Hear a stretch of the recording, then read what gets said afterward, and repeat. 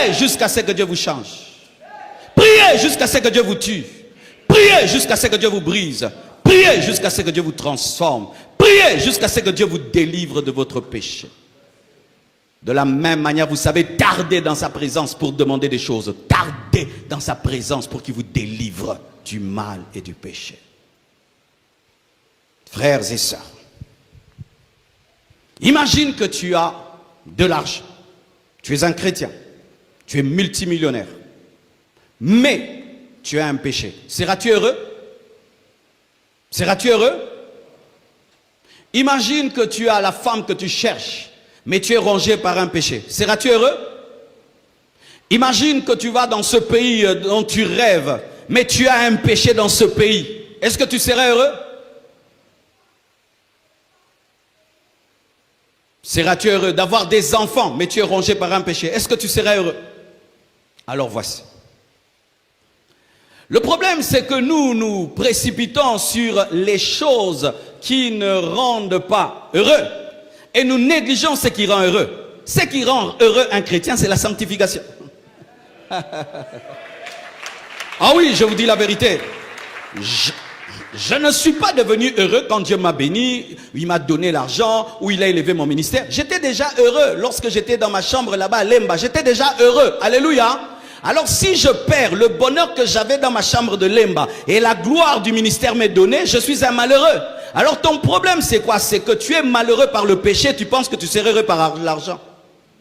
Alors que tu dois prier pour ce qui te rend malheureux, car ce qui te rend malheureux, le péché, continuera à te rendre malheureux dans le succès, dans la gloire et dans l'argent. C'est pourquoi tu dois traiter le plus grand problème avant de traiter les autres petits problèmes. Mais ton problème, c'est que tu t'occupes des problèmes secondaires et tu ne t'occupes pas du principal qui te ravit la joie dans la gloire, qui te ravit la joie dans la célébrité, dans l'onction, dans la puissance, dans les millions, qui te ravit l'argent même dans le succès. C'est pourquoi tu dois traiter ce qui traite les autres problèmes, la victoire sur le péché, car celui qui peut vaincre le péché peut vaincre les autres choses, parce que c'est là qu'il y a le plus grand problème. La plus grande maladie du monde, ce n'est pas la maladie mais c'est le péché. Je répète, la plus grande maladie du monde, ce n'est pas la maladie mais c'est le péché.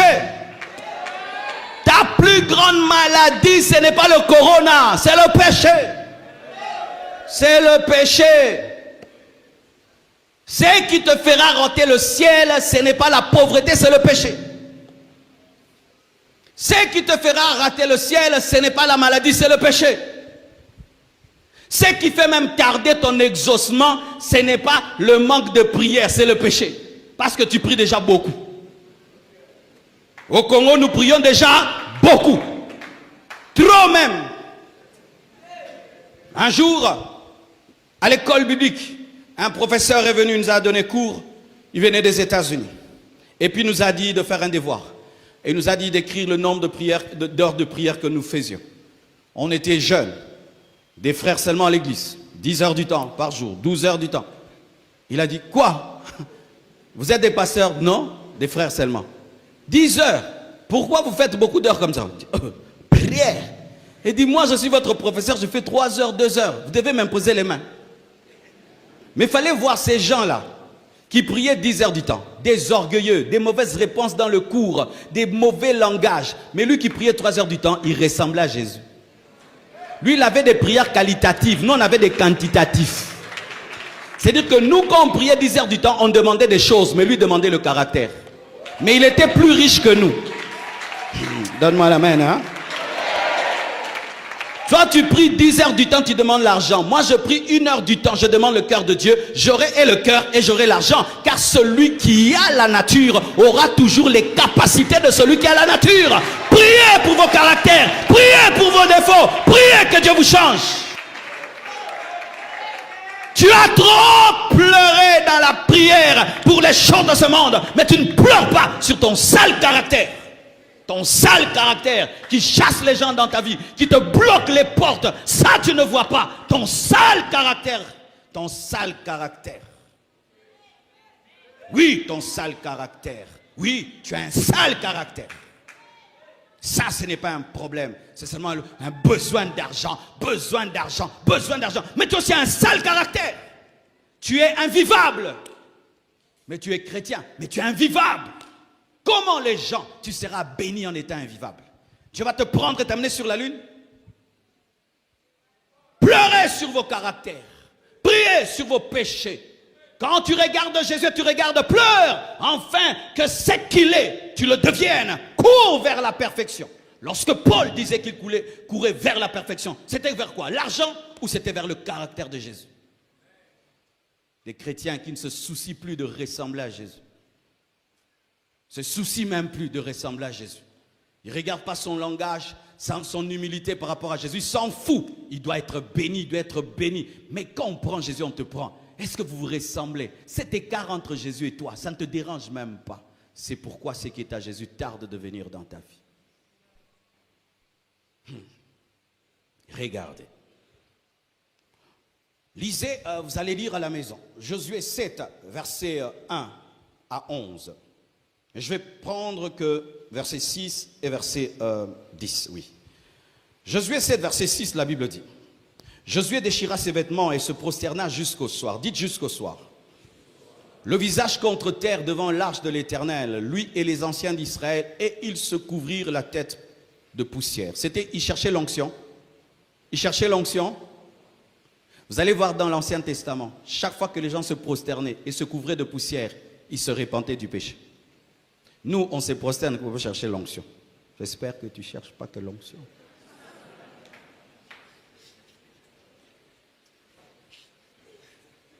Lisez dans la Bible, se couvrir de poussière, prosterner par terre. Tapez ça dans la Bible, vous allez voir. C'est toujours en train de rechercher le cœur de Dieu. De rechercher le cœur de Dieu. De rechercher le cœur de Dieu. Qu'est-ce qui est arrivé? Josué, par la grâce de Dieu, arrive à vaincre Jéricho.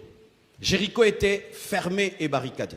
Il reçoit une inspiration venant de Dieu et Dieu lui dit de tourner Jéricho. Et au 13e tour, Jéricho tombe. Un miracle surnaturel. C'était vraiment une forteresse imprégnable. Mais par la puissance surnaturelle de Dieu, elle a été prise. Et tu t'imagines, tu reviens d'une telle victoire. Et après ça, tu dois aller prendre une petite ville qui s'appelait Haï. De sorte que les gens sont venus conseiller. Josué lui ont dit, ça ne sert à rien de prendre toute l'armée. Choisis quelques gens seulement, on ira, on va prendre ça. C'était vraiment quelque chose de facile. Mais ce qu'ils ne savaient pas, c'est qu'ils n'avaient pas vaincu Jéricho à cause de nombre. Ils avaient vaincu à cause de la communion. Tu ne changeras pas la méthode de Dieu. Si Dieu t'a donné la victoire sur Jéricho par sa communion et sa présence, tu auras aussi la victoire sur Haï par la communion et par la présence, non pas par le nombre. Maintenant, eux, ils se décident de changer de méthode, de ne plus compter sur Dieu, mais de compter sur leur aptitude, leur expérience. Nous venons de vaincre Jéricho, donc Haï, ce n'est rien. Mais lorsqu'ils se sont mesurés à Jéricho, qui était fort, ils avaient la communion avec Dieu et ils ont vécu le fort. Mais quand ils sont allés attaquer le faible, ils n'avaient pas la communion avec Dieu et les faibles les a tapés. Pour dire que même lorsqu'ils ont vaincu le fort, ce n'était pas leur force, c'était la grâce de Dieu. Alléluia. Et ils sont tabassés. 36 Juifs meurent. Lorsque Josué voit cela, comme c'était un homme spirituel, il dit, c'est quoi ça? On vient de vaincre Jéricho avec une grande facilité. Et nous tombons devant Haï. Il y a un problème. Il est tombé devant Dieu avec les anciens, dans la poussière, toute la nuit, toute la journée, jusqu'au soir, en train de poser une question. Pourquoi on a été vaincu? Pourquoi on a été vaincu? Quel est le problème? Quel est le problème? Quel est le problème? Quel est le problème? Frère, souvent nous sommes comme Josué. Nous sommes comme Israël. Telle chose te vainc, telle chose te domine, telle chose ne marche pas dans ta vie. Mais tu continues seulement à attaquer, à attaquer. 36, vous mourrez. 40, vous mourrez. 100, arrête-toi. Arrêtez-vous. Lorsque vos vies ne marchent pas, arrête-toi. Va chercher le problème et sois objectif, pas subjectif. Donne-moi la main, hein? Ton problème, c'est que lorsque tu es tabassé par Haï, au lieu de te tenir devant Dieu pour qu'il puisse te révéler le problème, tu commences déjà à accuser quelqu'un. Ça doit être tel, ça doit être tel. Non, tiens-toi devant Dieu et attends-toi la réponse de Dieu telle qu'elle est. Ils ne savaient pas, ils ne pouvaient imaginer la source du problème. Josué ne pouvait imaginer la source du problème. Le problème venait de quoi? De la tribu de Juda. La tribu de Juda qui avait reçu la promesse de la royauté. L'un des enfants de Juda avait volé. Quoi? Ce qui était frappé d'interdit. Lorsque Jéricho a été prise, elle a été frappée par l'interdit. Dieu a dit, vous ne toucherez à rien. Mais parmi les fils de Juda, un homme qui s'appelait Akan, pendant qu'ils étaient en train de brûler les biens de Jéricho, quand il a voulu brûler, il a vu une veste, un manteau de chinéar, c'est-à-dire un manteau rare. Il a dit non, pas ça, ça je garde. Et puis il a vu un gros lingot d'or, un gros lingot d'or. Il était frappé par la rareté du péché. Donne-moi l'amen. Ce qu'il a tué, ce n'était pas un manteau normal, c'était un manteau extraordinaire. Ce n'était pas un lingot d'or ordinaire, c'était un lingot d'or extraordinaire. Mais même le lingot d'or extraordinaire doit être frappé par interdit, mais lui l'a gardé. Et il a pris de l'argent aussi. Il a tout caché sous sa tente. Et Dieu a dit, il y a l'interdit au milieu de vous. Comme il y a l'interdit au milieu de vous, vous-même serez frappés par l'interdit parce que vous avez l'interdit. Aïe n'avait pas de puissance, mais Aïe a reçu la puissance d'Israël. Les démons n'ont pas la puissance. Les sorciers n'ont pas la puissance. Leur puissance provient de notre désobéissance. Lorsque les sorciers te dominent, est-ce que tu prends le temps de prier, de dire pourquoi? Lorsque la sorcellerie de ta famille te domine, la sorcellerie du Congo te domine, les démons de cette nation te dominent, est-ce que tu prends le temps de prier pour dire pourquoi? Souvent, c'est un interdit dans ta vie, un péché. Dieu dit, il y a l'interdit. Et on va vers la tribu de Juda. Et puis on va vers la famille d'Akan. Et puis on va dans le couple d'Akan. Et vous savez ce qui est arrivé? On a tué Akan, on a tué ses enfants, ses garçons, ses filles. On a tué ses bœufs. On ne parle pas de sa femme. Ce n'est pas s'il était veuf ou la femme avait fui. Cherchez, vous allez trouver, on ne parle pas de sa femme. Mais il est mort. Et lorsque Akan a été tué, ses filles ont été tuées, ses garçons ont été tués, ses biens ont été brûlés, alors la victoire est revenue. Pourquoi? Parce que Josué avait prié jusqu'à ce que Dieu révèle le manteau de Chinéar et révèle le lingot d'or et l'argent de Jéricho.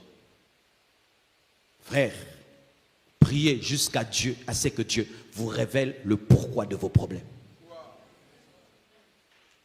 Priez jusqu'à ce que Dieu vous révèle le pourquoi de vos problèmes. Vous savez, mes frères et sœurs, une vie de prière sans profondeur est une perte de temps. Si tu pries jusqu'à la 6e fois et tu t'arrêtes, tu as perdu le temps. Mettons si 6e fois, première fois c'est 1 année, 2e fois c'est 2 ans, 3e fois 3 ans, 4e fois 4 ans, 5e fois 5 ans, 6e fois 6 ans, et tu pries pendant 6 ans, et puis tu t'arrêtes, tu n'arrives pas à la 7e année, tu as perdu 6 ans de ta vie. Lorsque tu manques de sérieux et de profondeur dans ta prière, tu perds du temps. Ton problème, le voici, c'est que lorsque ta vie ne va pas bien, rarement tu dis que c'est toi. Alors que le problème d'Israël provenait d'Israël, pas de Aïe. Aïe n'avait pas eu une meilleure armée, mais Israël n'avait plus Dieu. Ça t'arrive de dire que tu es le problème? Non, toi tu n'es jamais le problème. C'est pourquoi ta vie ne change pas. Parce que Dieu ne va pas te révéler aïe si tu ne te tiens pas devant lui avec objectivité. Pourquoi on te chasse partout? Il se peut que tu aies un mauvais caractère. Pourquoi tu as des problèmes avec tout le monde? Il se peut que tu ne sais pas parler aux gens. Ça, tu ne dis jamais. Ah, est-ce lien de célibat de la famille? Ma soeur, est-ce que tu as déjà étudié ton langage en tant qu'une femme par rapport aux hommes?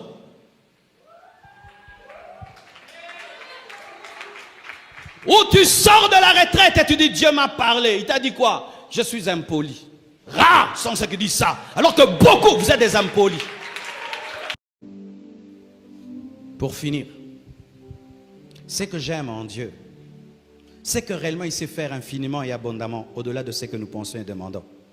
Et voici ce qui arrive lorsque quelqu'un devant Dieu reconnaît son mal et reconnaît son péché. Dieu te donne une force que tu n'avais pas. Il te donne une puissance que tu n'avais pas. Et tu arrives à vaincre ce qui te dominait. Et quand tu le domines, tu te dis, mais c'était quoi là-bas? Mais comment, c'était quoi? C'est ce qui est arrivé. Lorsqu'ils ont gagné Aïe, ils ont dit, mais comment? Aïe nous a gagné. Mais comment? Frère, il y a une force surnaturelle qui t'attend dans l'obéissance. Ce ne sera pas ta force, ce sera la force de Dieu qui viendra te rendre capable de faire ce que tu ne pouvais faire. Que Dieu vous bénisse abondamment.